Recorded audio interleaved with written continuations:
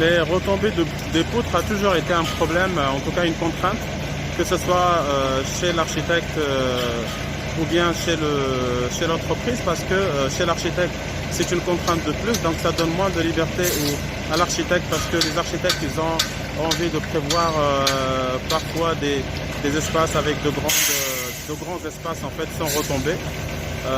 Et puis par rapport à l'entreprise, ça pose un problème au niveau du coffrage de la dalle. C'est la partie qui prend un peu le plus de temps dans le coffrage de la dalle.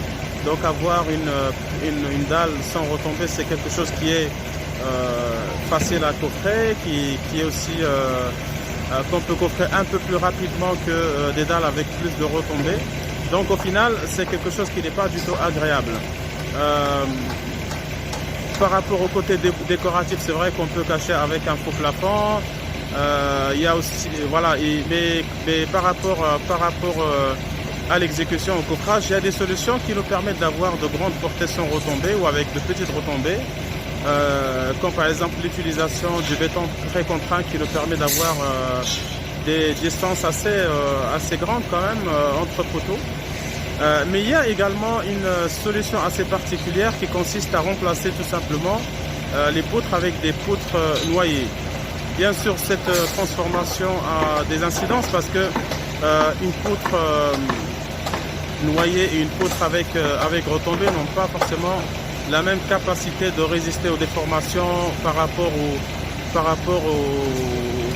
aux axes en fait qui sont par rapport aux axes ou aux plans horizontaux, parce que une poutre avec une grande hauteur, ou en tout cas avec une hauteur avec retombée, a plus de capacité de résister aux déformations, et c'est normal parce que le moment quadratique qui s'exprime pour une poutre par exemple de section rectangulaire, si on prend le moment quadratique par rapport à un axe passant par le centre de gravité, il s'exprime comme B H à la puissance 3 divisé par 12. B c'est la largeur de la poutre, donc horizontalement, et puis H c'est la hauteur de la poutre. Donc H il est dans la formule du moment quadratique, H il est utilisé à la puissance 3. Donc quand la hauteur est importante, et bien automatiquement en fait le moment quadratique il augmente significativement par rapport à ça veut dire si on ajuste sur la largeur ou bien sur la hauteur, et bien le moment quadratique il augmente plus quand on ajuste sur la hauteur. Donc une poutre couchée n'a pas la même résistance évidemment qu'une poutre mise, on va dire qu'il y a une retombée quoi. Donc pour avoir un même moment quadratique, eh bien on va agrandir, on va jouer en fait sur la largeur de la poutre, de l'agrandir suffisamment pour avoir justement un moment quadratique équivalent. Donc là, comme vous voyez par exemple, ça c'est une poutre qui est carrément une poutre presque noyée avec une petite retombée. Mais si vous remarquez, la largeur elle est très grande.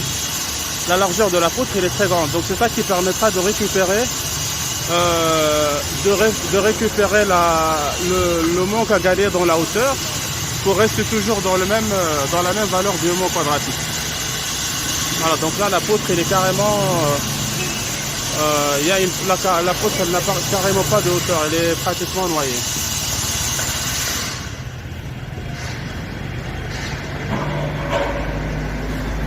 Là-bas aussi c'est la même chose, hein. Donc c'est pratiquement le même principe.